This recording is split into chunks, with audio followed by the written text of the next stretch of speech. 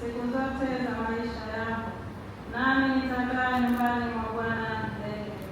Bwana ndiye mchungaji wangu, sitapungukiwa na kitu.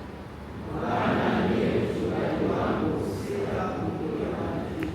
Hamfahamu ya kuwa sisi sote tuliobatizwa katika Kristo Yesu tulibatizwa katika mauti yake? Basi tulizikwa pamoja naye kwa njia ya ubatizo katika mauti yake, kusudi kama Kristo alivyofufuka katika wafu kwa njia ya utukufu wa Baba, hivyo hivyo na sisi tuenende katika upya wa uzima.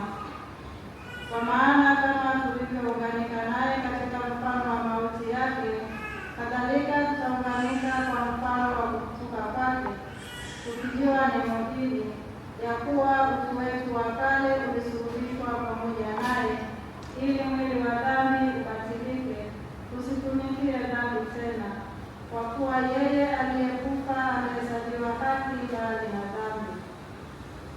Lakini tukiwa tumekufa pamoja na Kristo, twaamini ya kuwa tutaishi pamoja naye, tukijua ya kuwa Kristo akiisha kufufuka katika wafu hafi tena, wala mauti haitawali tena.